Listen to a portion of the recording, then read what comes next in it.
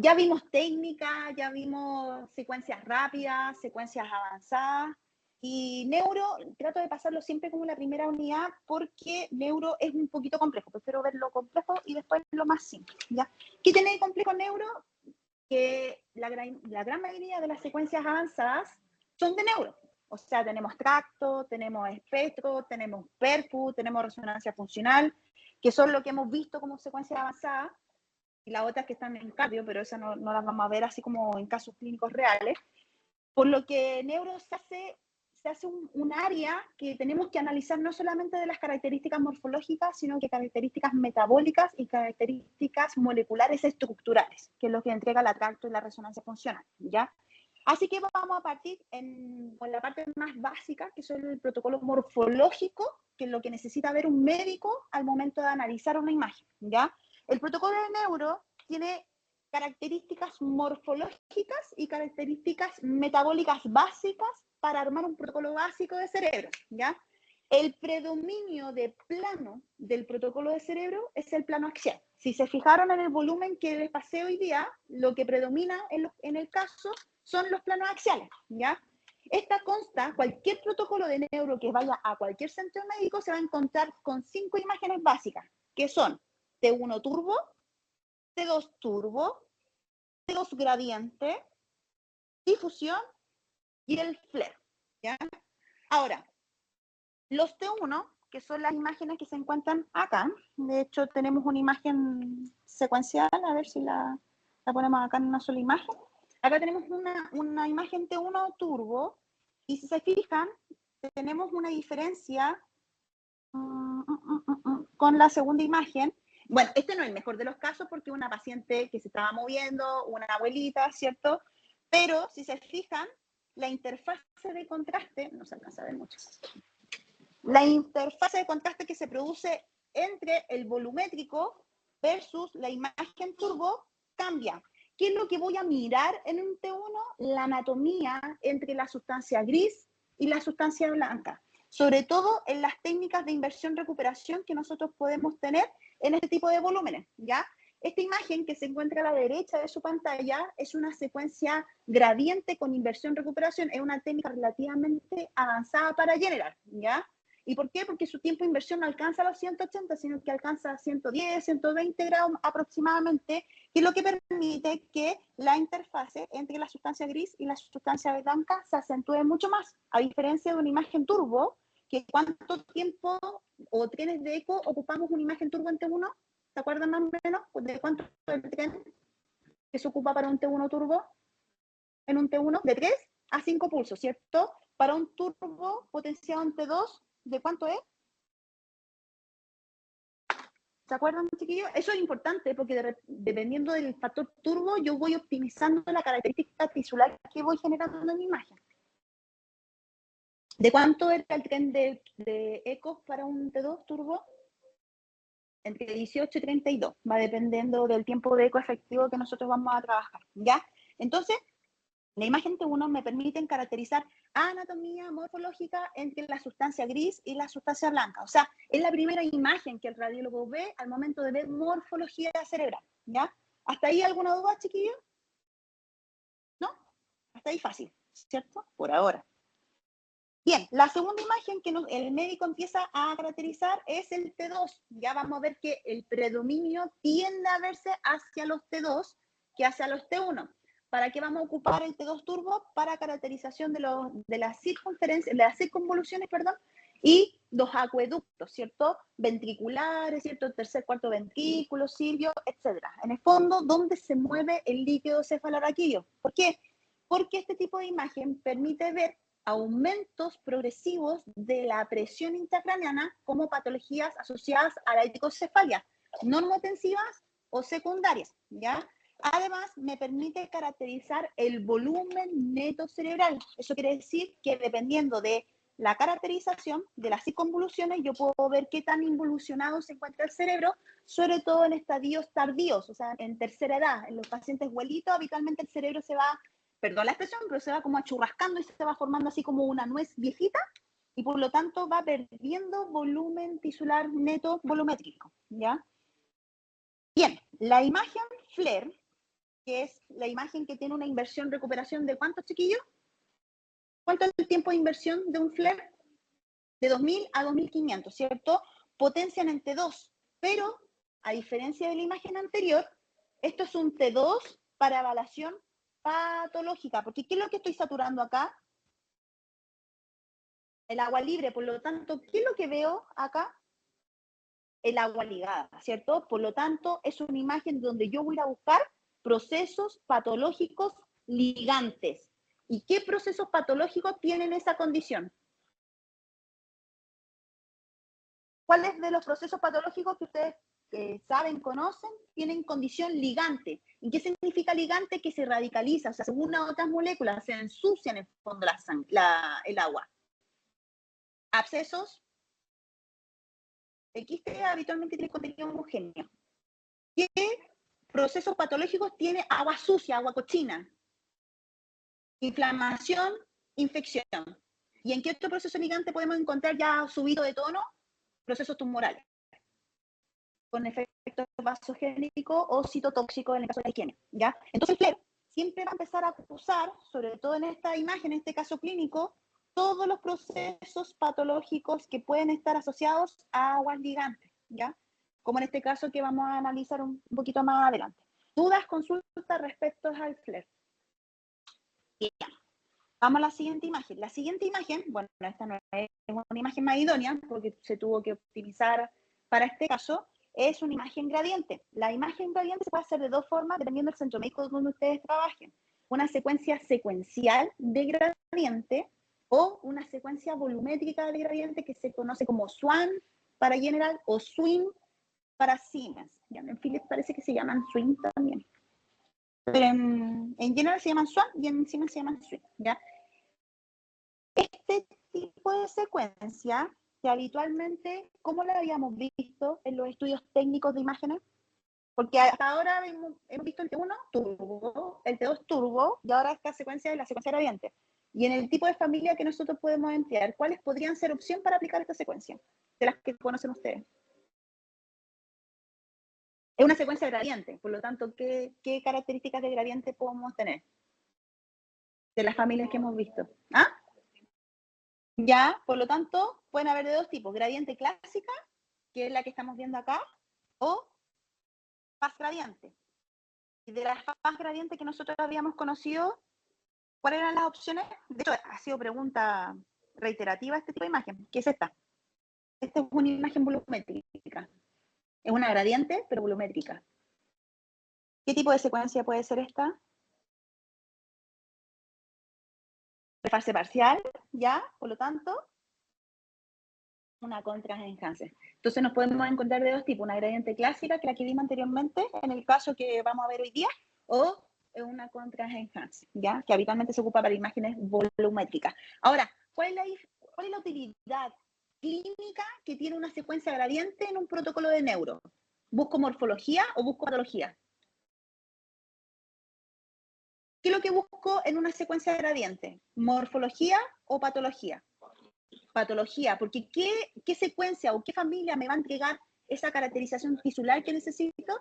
Las imágenes turbo, ¿cierto? Específicamente los T2 para la caracterización del guido cerebroraquídeo y el T1 para las interfaces entre la sustancia gris y la sustancia blanca, ¿ya? Por lo tanto, la secuencia gradiente me permite caracterizar patología y me voy a aprovechar de la cualidad de susceptibilidad de la gradiente. Por lo tanto, ¿qué tipo de patologías yo podría encontrar? De hecho, ejemplo, claro lo que estamos viendo acá. ¿Qué tipo de patología puede acusar la secuencia gradiente? Hemorragia, de tipo crónica. ¿Y por qué de tipo crónica y no de otro tipo? De hecho, esta es una hemorragia intraparenquimatosa.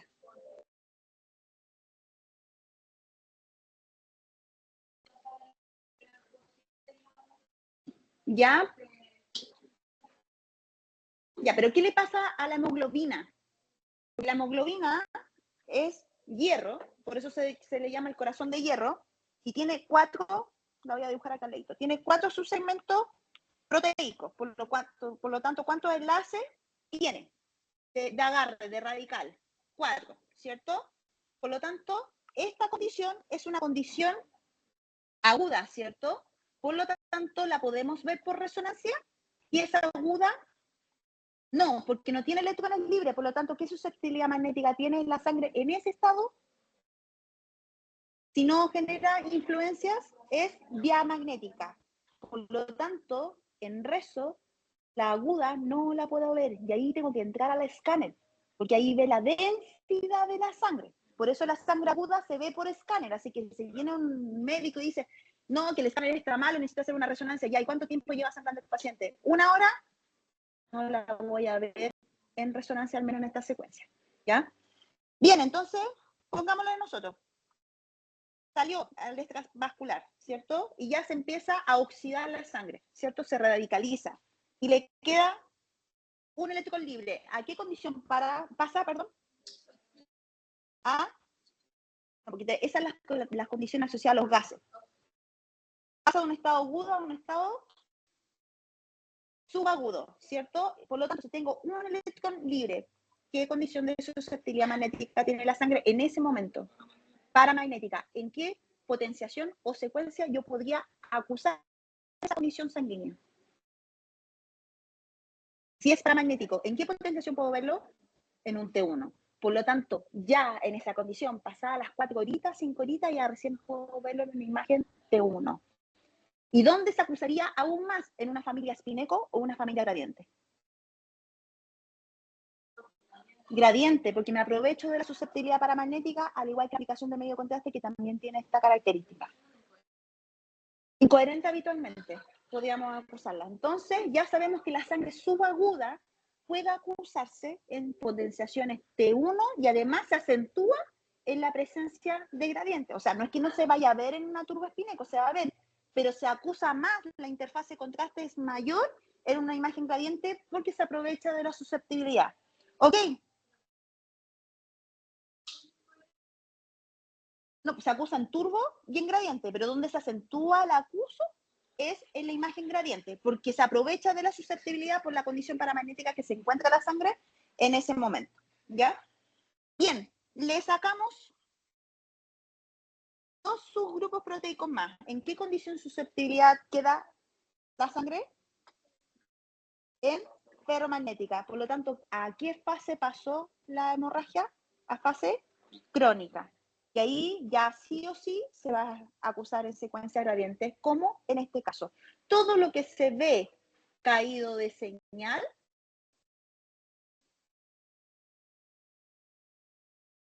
lo que vemos se ve con caída de señal, hipointensa, es componente ferromagnético. Por lo tanto, todo lo que estoy viendo es porque es sangre crónica. ¿Ya? Ahora, en base a ese criterio, ya dije, finalmente queda con un grupo proteico adjunto, la gran mayoría de las veces, ¿ya? Ahora, ¿qué otras patologías en base a este principio físico se pueden acusar en esta secuencia? Los edemas los podemos acusar en el FLEP. No es que no se vayan a ver, si en el fondo yo lo veo igual, pero donde se acusa más es en el FLEP. ¿Qué otra patología? El infarto va a depender por qué tipo de infarto, si hemorrágico o isquémico. Pero a patologías explícitas, así como cosas que acuse esta secuencia.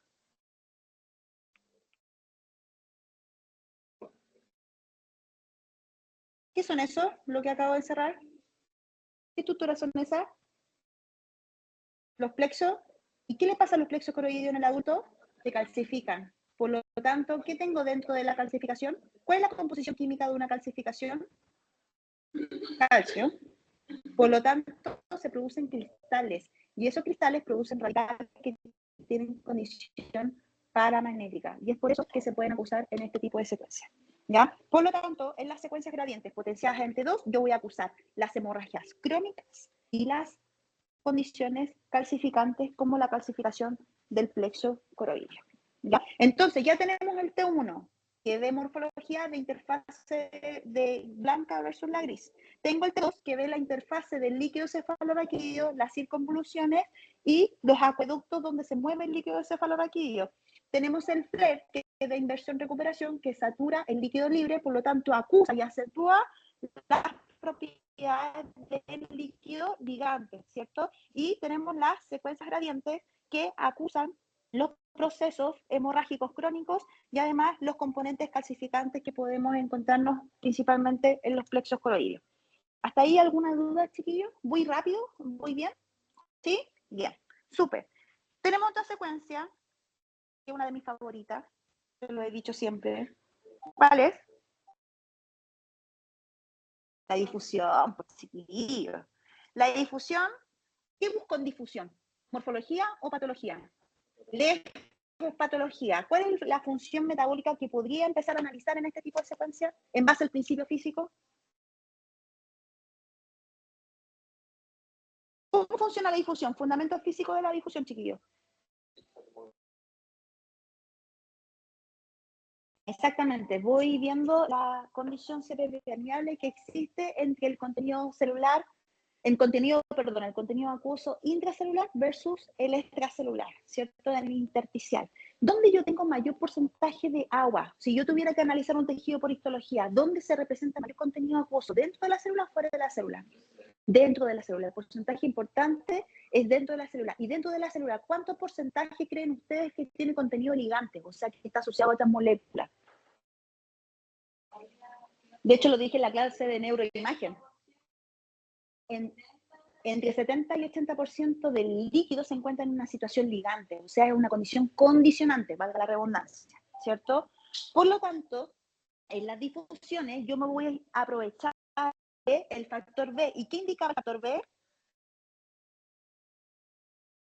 La interfase de contraste, ¿cierto? Y mientras mayor la amplitud y mayor la duración que tiene la gradiente, mayor va a ser la interfase de contraste entre el T2 libre y el T2 restringido, ¿ya? Ahora, este fundamento se basa principalmente porque una célula, por ejemplo, una célula infartada, que tiene mucha acumulación de agua dentro de la célula, no solamente va a sentir la excitación del 90, ¿cierto? Sino que va a sentir la excitación de la gradiente, la excitación del 180, y la excitación de la segunda aplicación de la gradiente, a diferencia de una molécula que está en el extracelular y que al pasar puede agarrar la estimulación de estos pulsos, pero ya pasó, ya se fue. Por lo tanto, la sensibilidad de captación de señal de la molécula de agua que pasó no la va a representar en la imagen. Es por eso que en el caso de los tumores, en el caso de los infartos y otras patologías que puedan encerrarse en el intracelular, se van a acusar en la difusión, ¿ya? Ejemplo claro, y de hecho lo representa acá. ¿Qué estamos viendo ahí? Ventaneo un poquito la imagen. ¿Qué está pasando ahí? Exactamente, por lo tanto, esa restricción de agua está dentro de la célula o fuera de la célula. ¿Están seguros? ¿O necesitan otra información? El mapa, pues chiquillos, esta secuencia no funciona por sí sola, sino que necesita un complemento que es el mapa ADC. ¿Qué es el mapa ADC?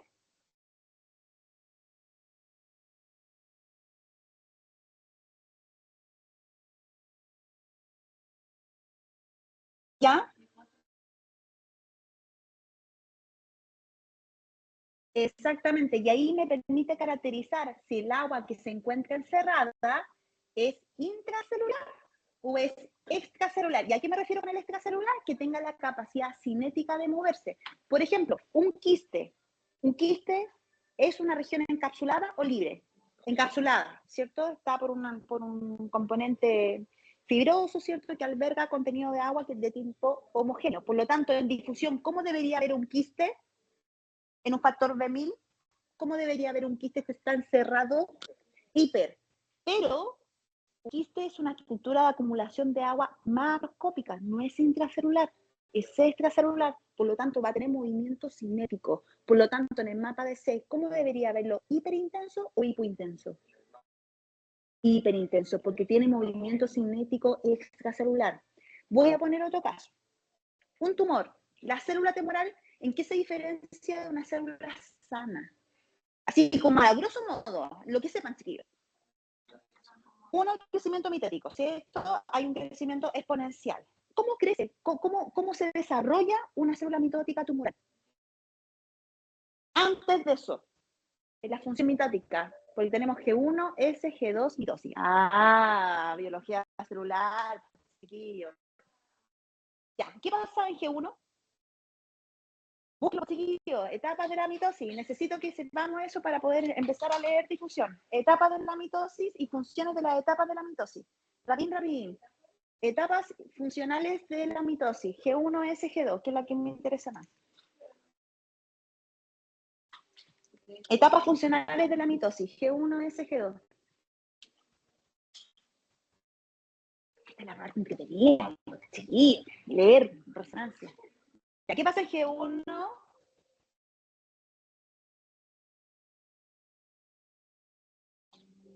Tienen que haber esquemas rápidos ahí en Google, pongan imágenes. Ya.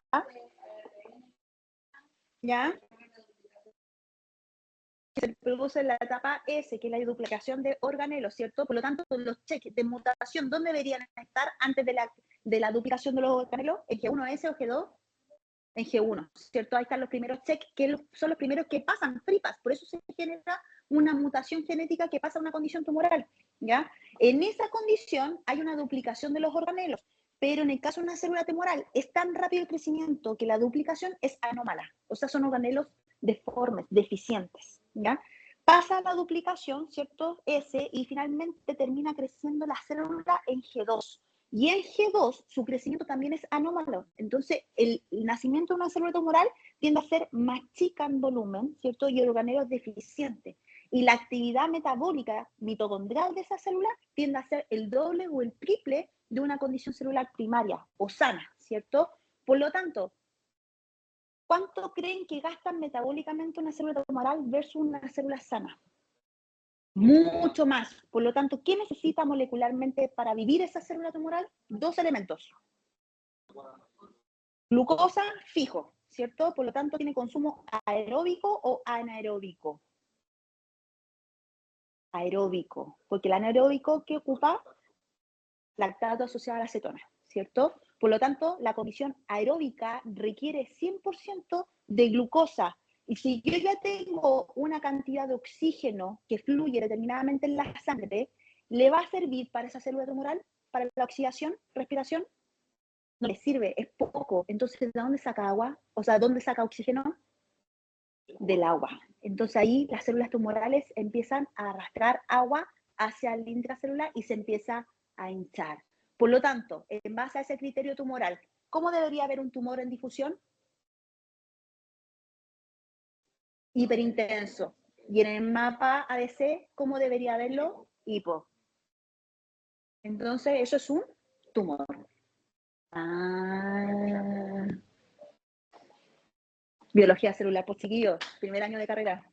Ah, ¿se acuerdan que le decía la primera clase? Busquen sus apuntes de biología, de bioquímica. Sí, pues aquí empezamos a leer. Esto es lo entretenido de las redes. Pues. Ya, dudas, consultas respecto al tumor. ¿No? Les voy a poner otro contexto típico que se ocupa para la difusión. Infarto. No el... a ver, espera. Tengo un infarto por acá.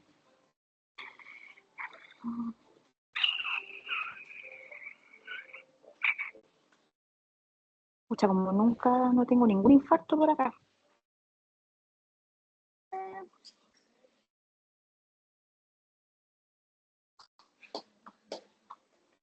Ya, filo. Bien, el infarto. ¿Qué pasa con una célula cuando se infarta? Sea de causa hemorrágica o de causa isquémica, sea por trombo o por hemorragia. Primero, no le llega suministro de oxígeno, ¿cierto? Por lo tanto, habitualmente, ustedes como seres humanos común y corriente, ¿qué tipo de respiración celular están habituadas sus células en base a su dieta nutricional? ¿Aeróbica o anaeróbica? Aeróbica, porque el combustible principal que ocupan ustedes es glucosa, ¿cierto? Por lo tanto, si yo suspendo la administración de oxígeno a una célula, como en un infarto, ¿qué empieza a hacer la célula para salvarse? Porque se salva, créanme ustedes, son autónomas. y son más autónomas que nosotros mismos como seres humanos. Empieza a buscar oxígeno de otros lados y habitualmente, ¿dónde busca? En el agua. Por lo tanto, una célula sana en un proceso de infarto empieza a acumular agua. ¿Y qué involucra el proceso de respiración celular? ¿Cómo obtiene el oxígeno del agua? ¿Qué necesita hacer al momento de capturar el oxígeno de la molécula de agua a la célula? La ioniza. O sea, le quita el hidrógeno. ¿Y qué pasa cuando el hidrógeno anda suelto dentro de la célula? La oxida. Y empieza el proceso de envenenamiento celular. Y ahí empieza el edema citotóxico, porque la célula adentro necesita captar el oxígeno para el proceso de respiración celular aeróbica, por lo tanto quedan radicales de hidrógeno libres dentro del citoplasma a nivel celular y por lo tanto no tiene dónde agarrarse porque no tiene función y empieza a radicalizarse con otras proteínas y empieza a inhibir las funciones de exportación proteica. ¿Cuánto aguanta la célula en ese proceso? De 4 a 6 horas, que es la famosa ventana de oro, ¿ya? Por lo tanto, una célula en difusión, en ese estado, ¿cómo debería empezar a verla? Hiperintensa en factor de 1000. Y ahí en otra secuencia ya habíamos dicho que acusa el edema ligante, el citotóxico. ¿Qué secuencia habíamos dicho? Dentro del protocolo estándar que tenemos de cerebro.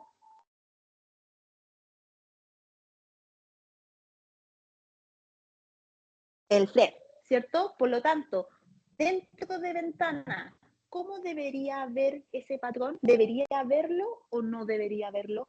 No debería verlo, porque todavía está dentro de la célula. ¿Qué pasa a las 4 horas? Porque la célula aguanta, pero tiene límites, ¿cierto? Por lo tanto, ¿qué pasa a las 4 o 6 horas a nivel celular? Empieza la muerte celular por el exceso de radicales ionizantes asociados al hidrógeno y empieza el proceso de la desintegración de la membrana plasmática y por lo tanto se empieza a desintegrar la célula y empieza a generar radicales en el intersticio y es por eso que empieza a generar hallazgos en el FLER porque empieza a generar componente ligante. Por lo tanto, el patrón de difusión se repite en factor B1000, se va a ver hiperintenso, pero ahora después de las 6 horas, el FLAIR empieza a dar la señal. Es por eso que el FLAIR se parece mucho a los hallazgos de escáner. Y de hecho, si vemos esa imagen de este caso que vamos a ver, bueno, no, esto no es un caso de infarto, pero si miramos la imagen de escáner,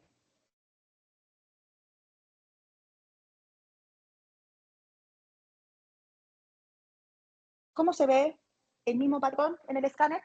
¿Hiperdenso o hipodenso? Hipodenso, ¿y eso a qué se debe? ¿Por qué veo ese patrón hipodenso en el escáner? No, o sea, estoy poniendo el ejemplo, pero el patrón se ve el mismo, que no se pueden poner las imágenes juntas en el flare, acá. Si se fijan, el patrón es muy similar a lo que estamos viendo en el escáner.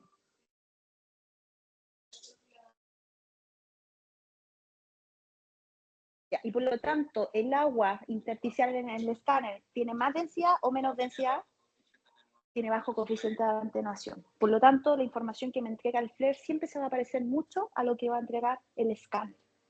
¿Ya? Bien, entonces, si yo estoy, volvamos a la difusión, si yo estoy en la difusión y estoy en un infarto, ¿cierto? Por lo tanto, esa célula que está de forma isquémica, o sea, ya está a punto de reventar, en el factor B1000 la voy a ver hiperintenso y en el mapa de C, ¿cómo debería ver la isquemia? Hipointensa. ¿Por qué? Porque el agua se está atrayendo al intracelular. Esas son las dos patologías de difusión, ¿ya? Ahora, ¿puedo ver otro tipo de patología? Claro que sí. Puedo ver los quistes, pero descartarlos con el mapa de C. Por lo tanto, habíamos dicho, el quiste, ¿cómo se ve en el factor B1000? Hiper, y en el mapa de C, ¿cómo debería verlo? Hiperintenso. Otro caso patológico, absceso. ¿Qué es un absceso? Es una infección. ¿Y qué es una infección a nivel molecular?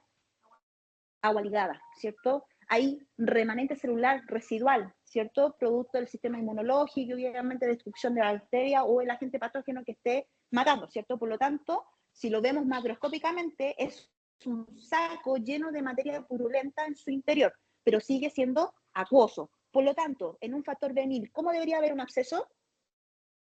Hiper, porque sigue siendo encapsulado. Y en empapa ABC, ¿cómo debería haberlo? Hiperintenso. Entonces, los quistes y los abscesos tienden a dar señal hiperintensa en el mapa ABC. Y eso es lo que difiere entre un tumor, un quiste, una isquemia y un absceso, que son las principales patologías que se ven en difusión. Dudas, consultas, hasta acá. Es densa esta clase. Entretenida, no empiezo a leer. La otra patología que se me fue, chiquillo, y que es FLAIR, es la enfermedad desmielinizante. ¿Y por qué la enfermedad desmielinizante se acusa en el FLAIR?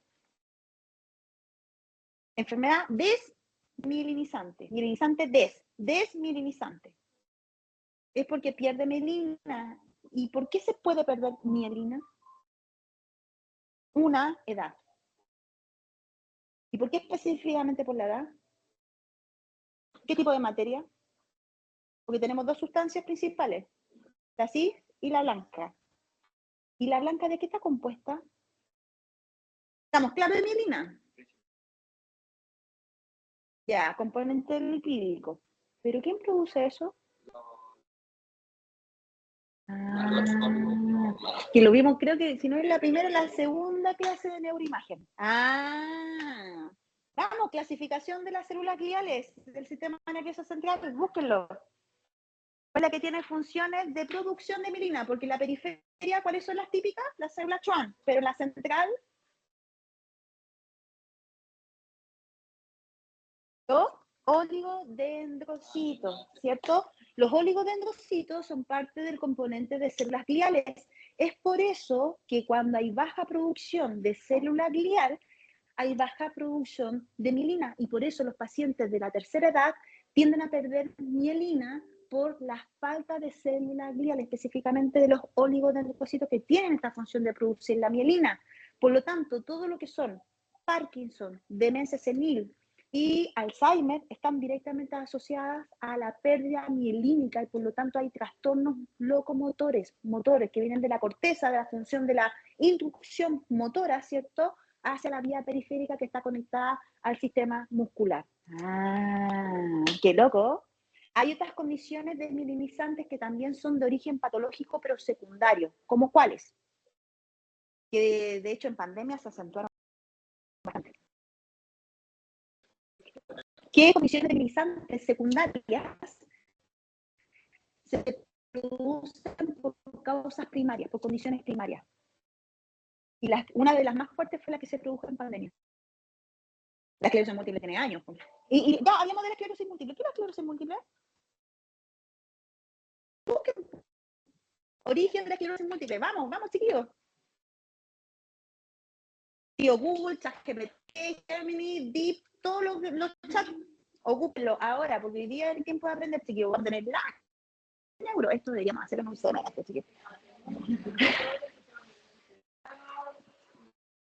Pero la causa, ¿cuál es? Inmunológicos, autoinmunes, idiopáticos.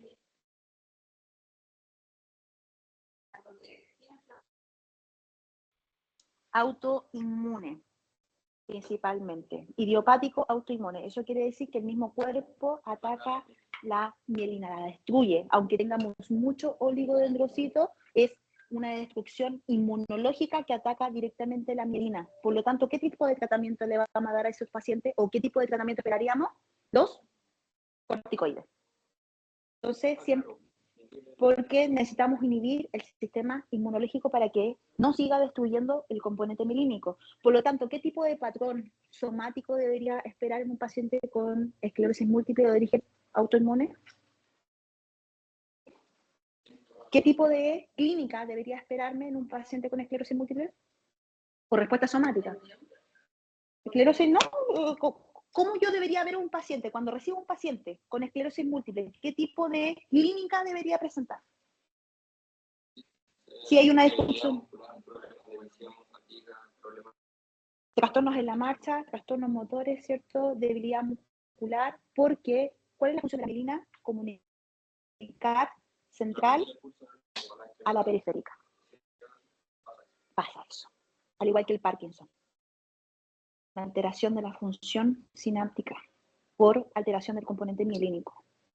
Y ustedes sabían que el Parkinson es el efecto secundario de un exceso de glucosa en el cuerpo por inflamación cerebral. De hecho, los pacientes que tienen diabetes tienen un 80% de probabilidad de producir Parkinson. ¿Por qué? Porque el exceso de glucosa produce exacerbación del componente autoinmune y genera una inflamación cerebral. Por eso esperaríamos que un paciente con una sobrecarga nutricional de glucosa puede tener trastornos y alteraciones cognitivas y por lo tanto sus decisiones son poco certeras. Qué linda la resonancia. ¿Hay otras causas por las cuales se puede producir efectos desmielinizantes? Sí, la conocida por COVID, virales. Las típicas encefalitis viral. COVID. ¿Hay otro tipo de trastorno desmielinizante? Sí. Vasculares, CADASIL, ADEM, que son trastornos vasculares, ¿cierto? Que por oclusión o vasoconstricción vascular genera supresión de la concentración de oxígeno celular, por lo tanto hay poca producción glial y por lo tanto pocas células que puedan producir mielina. Y por lo tanto no hay una renovación mielínica, se va perdiendo mielina en el tiempo. Comprenderán que la dieta, chiquillos, es fundamental para mantener un cerebrito sano, ¿ya?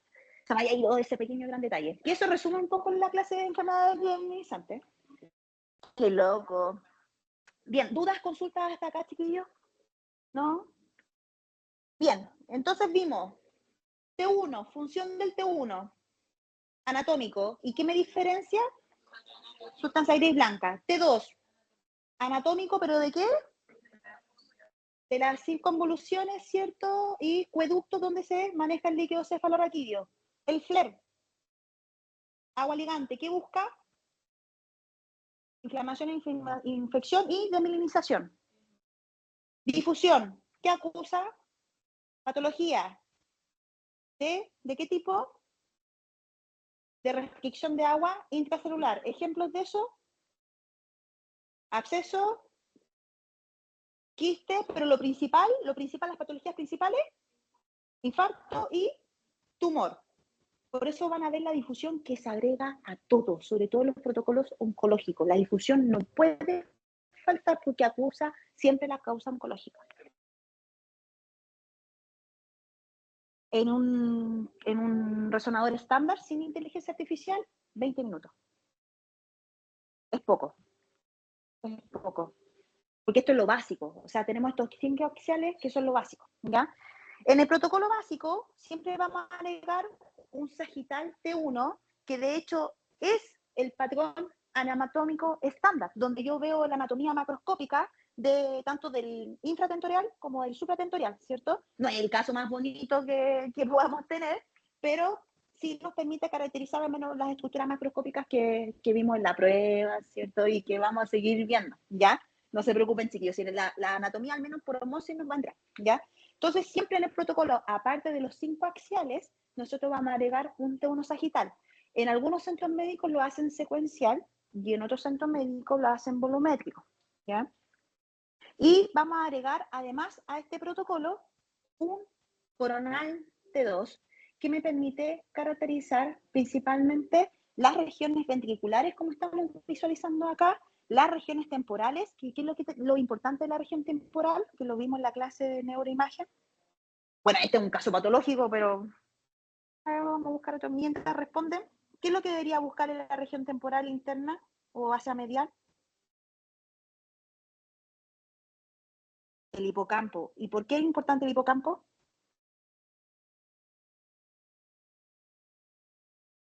¿Cuál es la función del hipocampo? Que estaba asociada a la región amigdala, tilín, la memoria de corto o largo plazo, asociada a emociones o sin emociones. Lejos las emociones, chiquillos. De hecho, toda respuesta emocional positiva o negativa siempre se va a alojar en la región hipocampal. Entonces, como en el caso que estamos viendo, si yo estoy viendo, por ejemplo, esta imagen, que hay una simetría ventricular, ¿cierto? Con un compromiso de desplazamiento local. ¿Qué debería esperar cognitivamente de ese paciente? Pérdida de la memoria.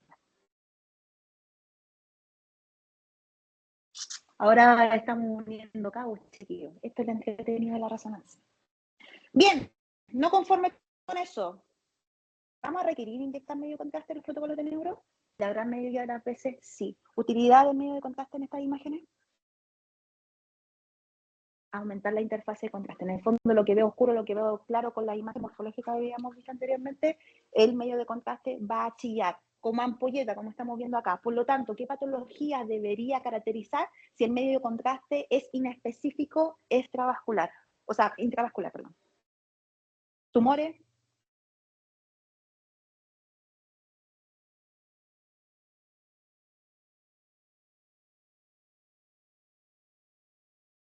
infecciones, inflamación, infección y tumores. Fin. Por lo tanto, si yo no puedo ocupar medio de contraste, en este caso, ¿qué secuencia me acusaría o me acercaría la información del medio de contraste? Difusión y el FLE. Entonces, en el protocolo de neuro vamos a agregar una imagen axial, ¿cierto? Dependiendo del centro. Pueden ser en los tres planos, axial, sagital, coronal, o se pueden agarrar ese patrón y pueden hacer un volumétrico isométrico con adquisición de medio de contraste. A mí, lo personal, me gusta el volumétrico, queda más bonito, más anatómico y me permite trabajarlo con MR. Hay otros médicos que son más convencionales, les gustan los secuenciales. ¿Ya? ¿Dudas, consultas respecto al protocolo básico? Ahora, el protocolo básico, esto que hablamos, es para un protocolo adulto. ¿Qué creen ustedes que cambia en pediatría?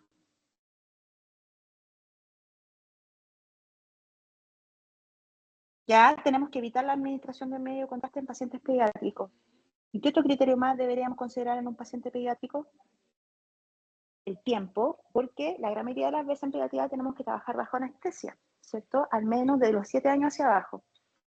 ¿Y qué otra cosa más difiere metabólicamente el cerebro de un pediátrico versus un adulto? Está menos desarrollado, y eso lo hablamos en la primera clase de neuro, cuando vimos la evolución del crecimiento cerebral.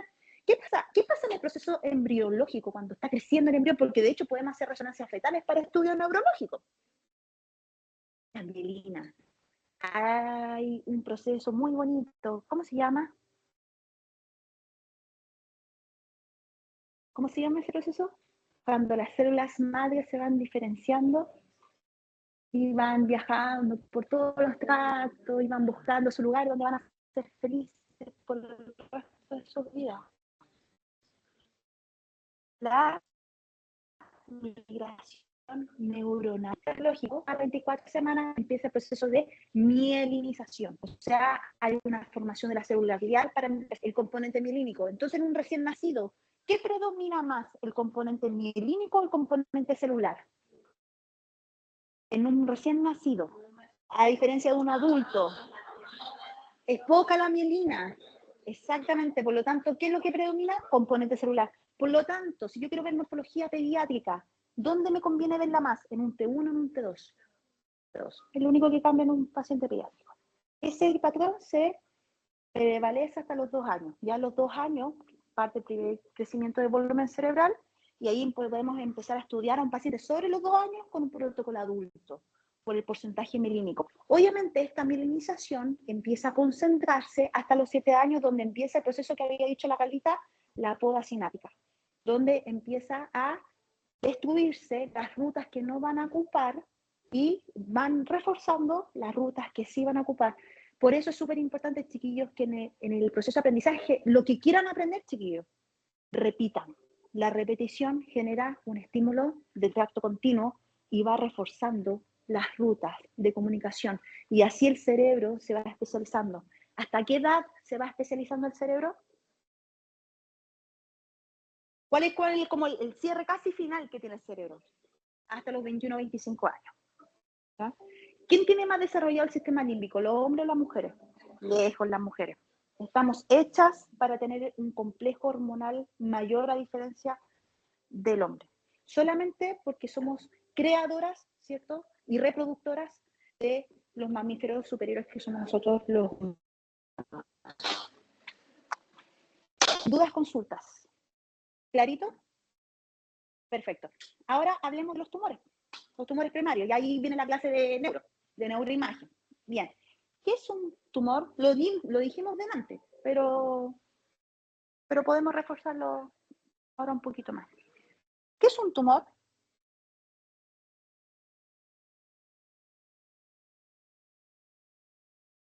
¿Qué es? Un grupo celular, ¿cierto?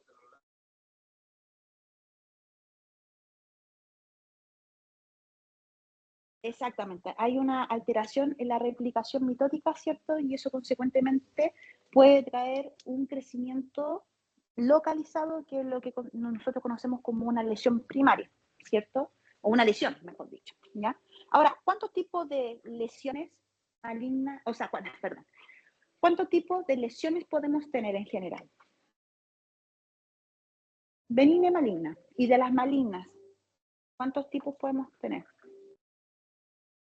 A nivel central, en este caso.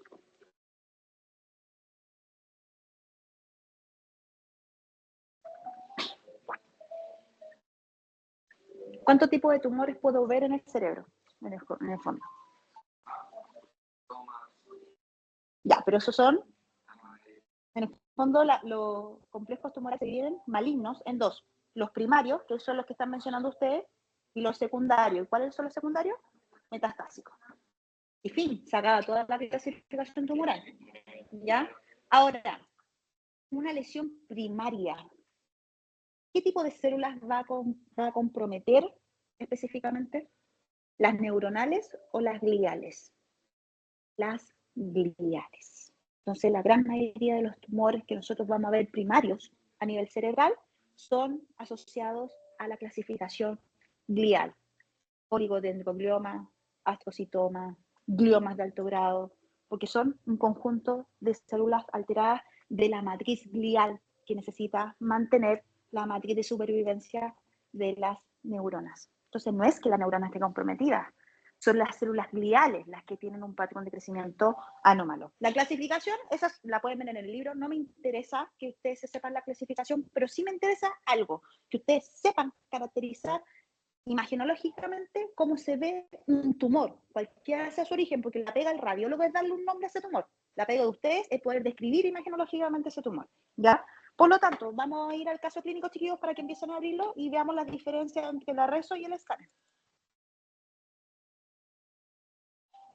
Por lo tanto, en base a las descripciones que hemos visto para la utilidad de un protocolo de rezo de cerebro, ¿qué buscaría en un T1 en presencia de un tumor? Anatomía tumoral, ¿cierto? Por lo tanto, vamos a poner...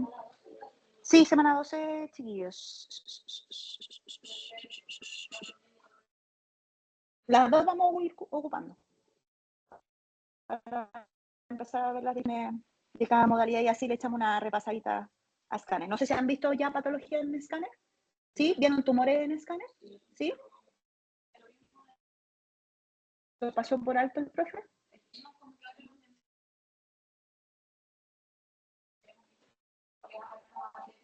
Ah, ya. Ah, ya, pero aquí le echamos una chumia general. Bien, vamos a agrandar. Ya, vamos con la imagen número 5, número 2 y número más. Por lo tanto, la imagen... Hoy va a quedar buena esta clase, chiquillo. Va a quedar buena la grabación. ¿Está grabando? Sí. Estoy grabando, sí. Esto para los chiquillos del 2030. Voy a guardar esta clase, va a quedar buena.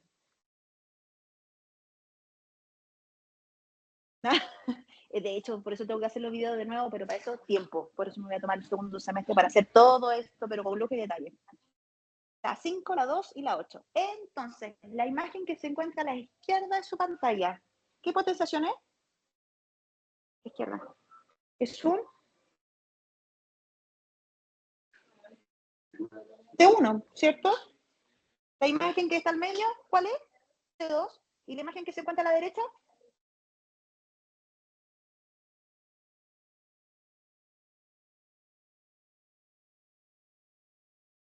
cómo se ve la sustancia gris versus la blanca?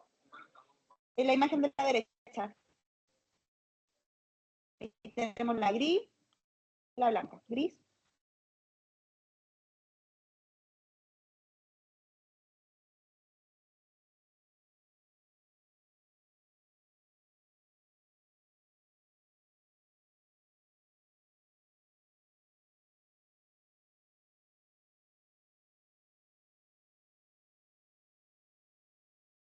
Estamos claros entonces. T1, T2 y T1 más lado. Hasta ahí todo ok, ¿cierto? Por lo tanto, ajá, ajá. ¿Cómo veo la lesión en un T1 sin medio de contacto respecto a la interfase que produce la sustancia blanca? Hiper, hipo o iso. Iso. ¿Cómo veo la lesión respecto a la poca sustancia blanca que podemos ver por acá? La imagen del medio. ¿Cómo se ve la lesión? Voy a borrar ahí. ¿Cómo se ve la lesión respecto al parénquima local? Comparemos un poco lo que podemos comparar ya. Hay mucho compromiso local. Comparado con esa región. Levemente hiperintenso, ¿cierto? Porque aquí tenemos sustancia blanca, un poquito sana, porque la paciente con poco nos puede ayudar. Pero la lesión comparada con ese segmento de sustancia blanca, ¿cómo la veo? Levemente hiper. Entonces, si yo estoy viendo la lesión ISO en T1, levemente hiper en T2, ¿qué me podría estar diciendo? Solamente haciendo ese análisis. ¿Tiene compromiso gris o blanco? Estoy en esta imagen. Y de hecho, si yo comparo con esta región, vamos a ventanear un poquito más para ver la mayor interfaz de contraste. ¿Cómo se ve la lesión respecto a la sustancia blanca? Se ve levemente hipo. Y en el T2, ¿cómo se veía? Levemente hiper. ¿Qué nos estará queriendo decir eso? Que hay mayor componente líquido. Por lo tanto, tiene alto componente celular o bajo componente celular. Alto componente celular, que es una de las grandes características de los tumores, tanto primarios como secundarios. Eso se repite el mismo patrón. ¿Ya? Bien. Ahora, la imagen de la derecha, ¿qué potenciación era? T1. ¿Tiene contraste o no tiene contraste? Exactamente. La de la derecha. Pero no se preocupe, que esto grabado. Por lo tanto, ¿cómo veo la lesión sin contraste a diferencia de la imagen con contraste? Hipointensa. Y en el colgado se ve súper hiperintensa. ¿Qué me está queriendo decir esa información? Que tiene un componente altamente vascular. O sea, está comiendo y está comiendo rico para ese tumor. Perfecto. ¿Hasta ahí todo claro? Bien. ¿Qué potenciación es esta? La imagen de la izquierda.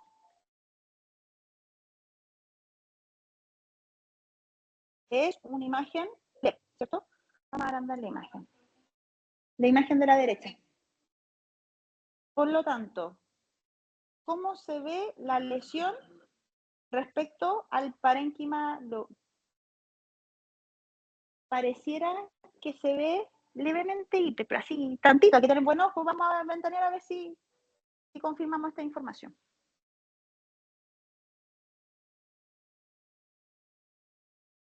Ahí. ¿Cómo se ve la lesión respecto al parénquima local? Y empezó a salir más información. ¿Cómo se ve el delímite de esta lesión? A diferencia del delímite de esta lesión. ¿Hay más delímite en el FLEB o en el T2?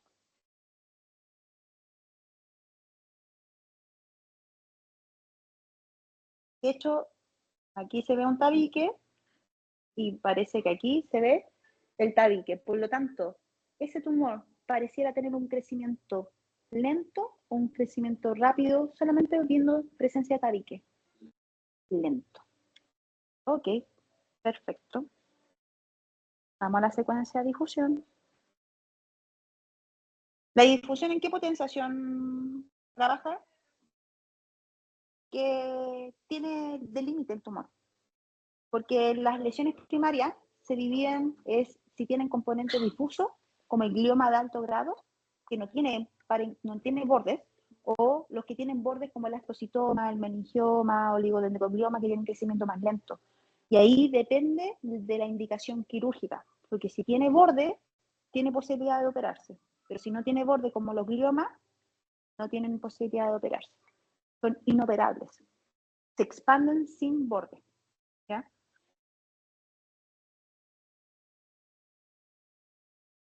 Es mucho mejor pronósticamente en aspectos quirúrgicos. Bueno, va a depender de la localización de la lesión. Dígame, Sevita, ¿no me está preguntando nada? Bien. Estamos por ahí y vamos a movernos. Aquí ya vamos 100% patológico. La imagen de la derecha, ¿qué potenciación era? Perdón, la izquierda. ¿Qué secuencia era? Flare. La imagen del medio, difusión. Y la imagen de la derecha, T1. ¿Qué veía en el flare? Agua ligante. ¿Qué veía en la difusión? Agua intracelular. ¿Y qué veo con el GADO? Anatomía y vascularización de la lesión. Tranquilos, estamos bien todavía. Por lo tanto, ¿cómo veo la lesión en el FLEP respecto al parénquima local? ¿Hiper, hipo o iso? Levemente hiper. ¿Cómo veo el parénquima de la lesión respecto al parénquima local? Hiper. ¿Y cómo veo la administración de contraste respecto al parénquima local? Hiper. ¿Qué me está queriendo decir en base a... ¿Quién me puede hacer la narrativa de la descripción en base a estas imágenes? Deleiten. Vamos,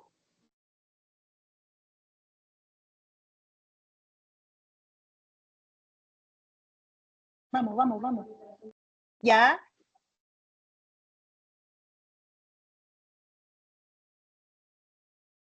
por lo tanto, dentro del tumor hay componente tóxico, o sea, hay muerte celular y hay radicales asociados dentro del tumor.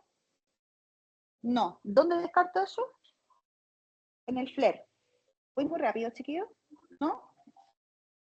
Ahora, vamos como a lo macro.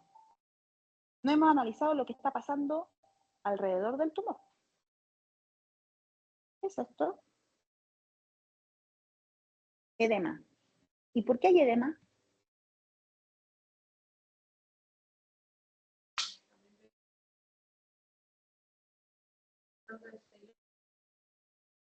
Ya, el tumor está buscando algo. ¿Qué está buscando? Agua, ¿cierto? Porque necesita una mayor alimentación.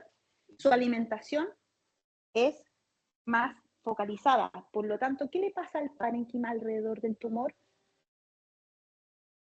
Empieza a arrastrar agua porque el componente vascular ya no es suficiente. O sea, toda la trama vascular está orientada al tumor.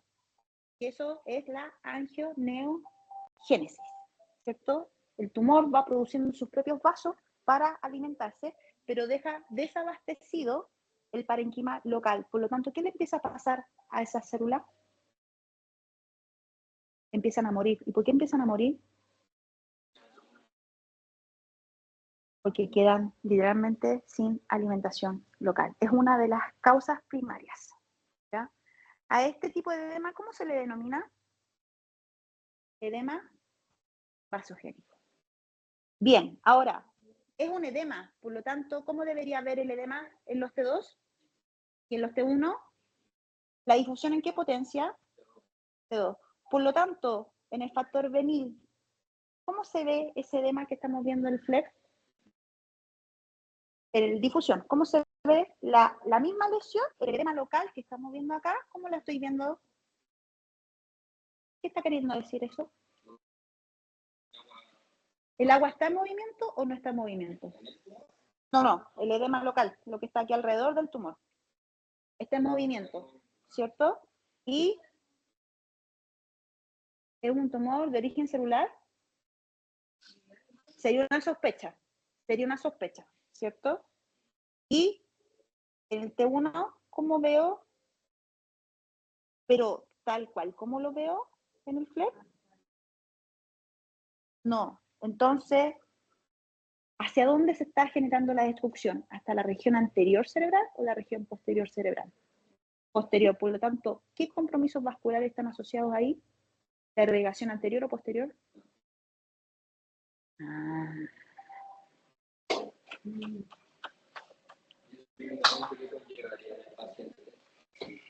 Alteración hemodinámica en el paciente cerebral.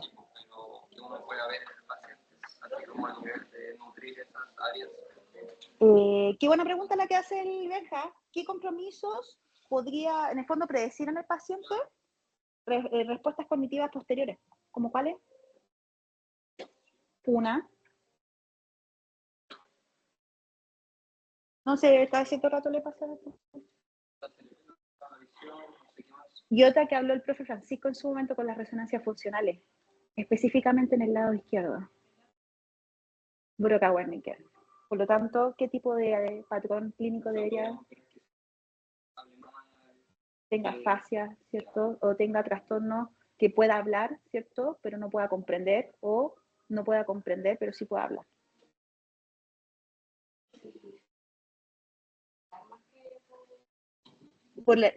Tendría mayor compromiso vascular vértebro-basilar. O sea, vértebro-basilar. Ahora, si se fijan, poner el T2. ¿Qué está pasando específicamente en el tumor? Tiene bordes definidos, por lo tanto, estará intracelular, o intraaxial, perdón, o extraaxial. Si es intra, ¿debería tener bordes tan definidos? No. Entonces, de origen, sospecha de tumores que se conocen del extracelular. O sea, del extraaxial, perdón. Dale, que en extracelular. ¿Qué tumores son típicos del extraaxial? Pongan en Google. Tumores recurrentes de la región extraaxial.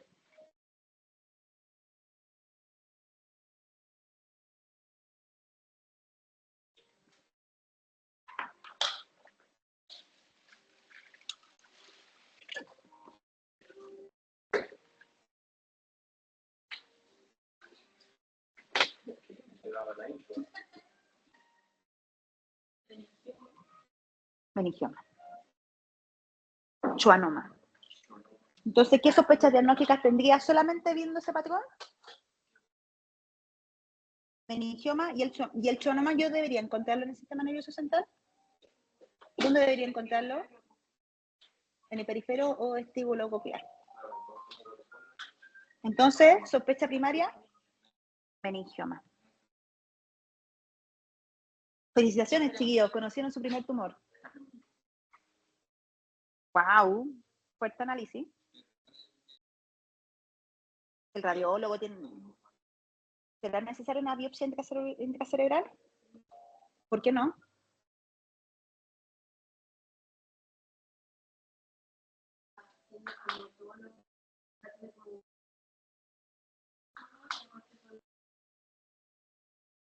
¿Cuáles son los riesgos de hacer una biopsia cerebral? Cementos cerebrales directamente. ¿Y qué otra cosa puede pasar si es que toma una muestra directa del tumor? Dada la vascularización cerebral, hemorragia, puede haber una...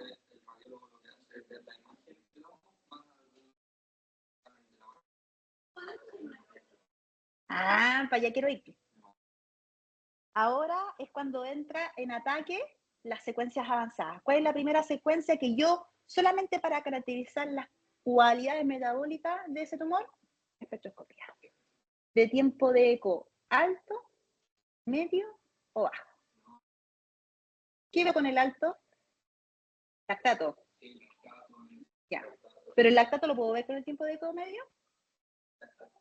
¿Mm?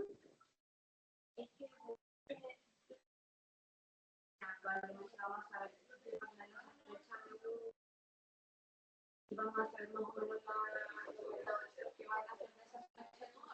Podría ser como la pre en la niños son los pero deberíamos más o menos incluir Exactamente, podríamos predecir el comportamiento metabólico del tumor.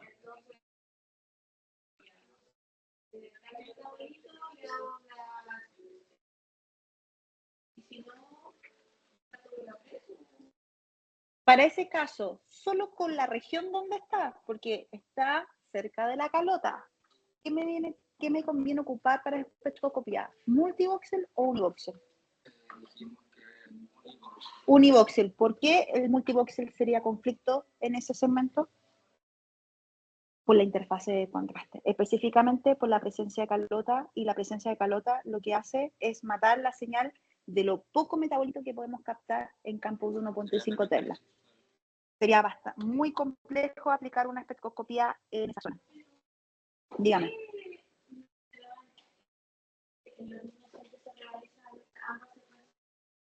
Porque el tiempo de eco corto, ¿qué metabolitos ve? De origen lipídico. Lípidos, línea de lípidos, glutamina, glutamato. Y esos tienen compromiso mitocondrial. Toda la línea de lípidos está relacionada directamente a las funciones mitocondriales.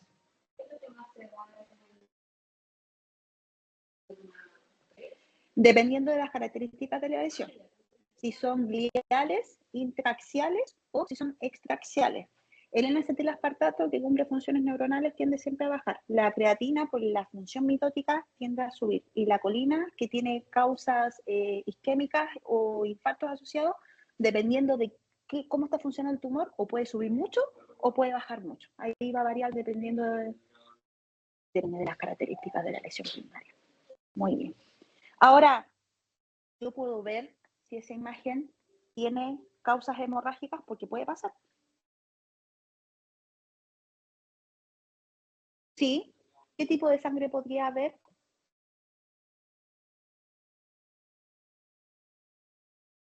¿La aguda la puedo ver por resonancia? No. ¿Qué susceptibilidad tiene? Diamagnética. ¿Qué tipo de sangre debería entonces? ¿Ya? Entonces, ¿qué condición de sangre? Crónica o subaguda. Por lo tanto, ¿en qué potenciación yo debería buscar el subagudo? T1. ¿Y la crónica? En el T2, pero en el T2 gradiente. Por lo tanto, esta es una secuencia, una secuencia gradiente potenciada en T1. ¿Veo hallazgo hiperintenso? No. ¿Descarto qué tipo de sangre? Hemorragia subaguda. Y acá, más o menos debería mandar, aquí está más o menos la lesión. Creo. Por ahí. ¿Qué tipo de sangre descarta esa secuencia? La crónica. ¿Tiene hemorragia crónica? No. Descartado componente crónico. Exactamente. Está bacán. ¿Qué les dije que leer es mucho más bacán que ver técnica? Lejos, pues lejos, chiquillos. Ya, entonces, a modo de resumen, ¿qué podemos decir de este tumor?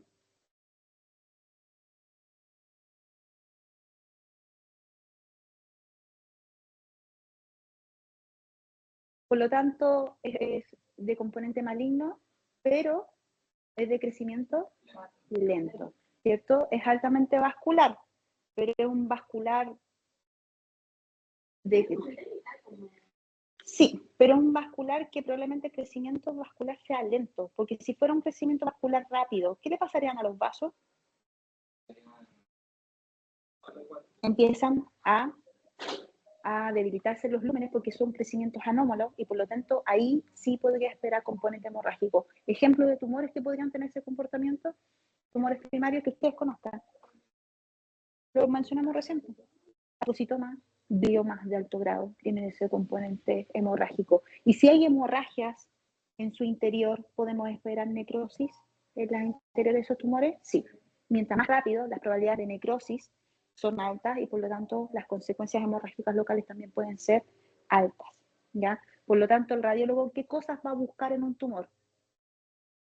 Vascularización, bordes, la extensión, la ubicación, la hemorragia,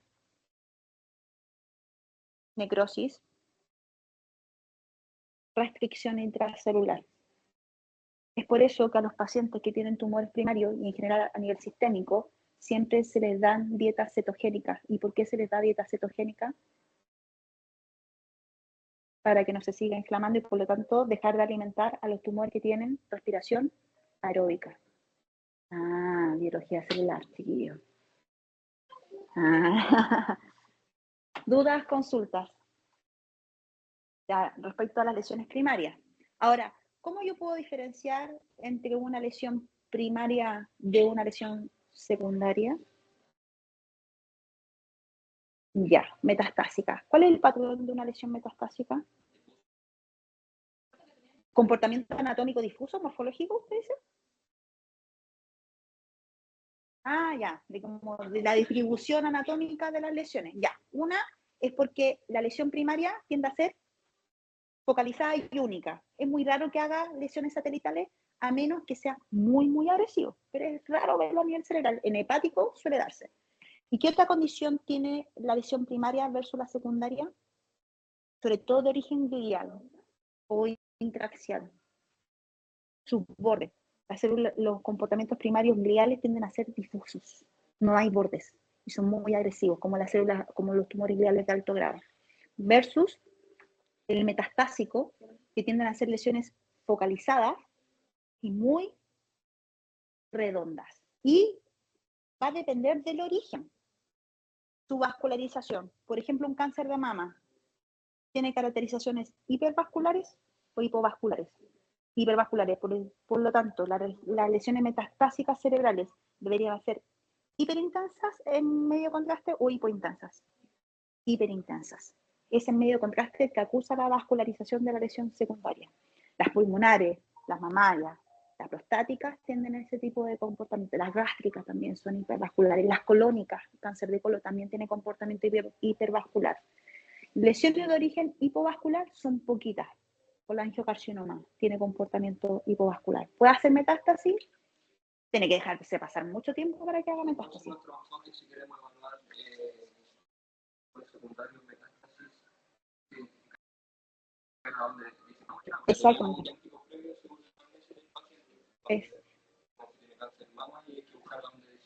Exactamente, la prevalencia diseminante de la lesión.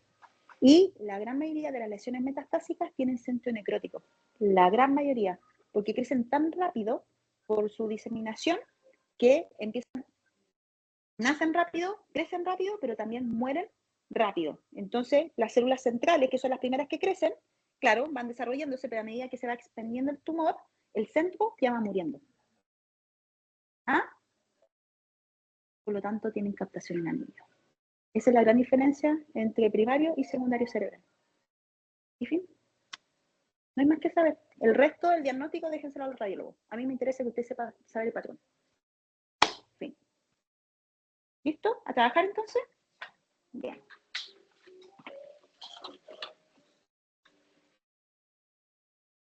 Les voy a mandar el correo. Hoy se la voy a seguir.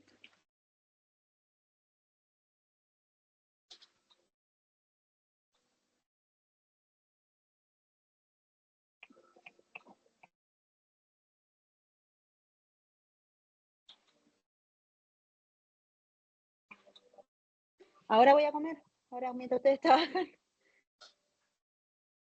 Por el borrador es semana 12.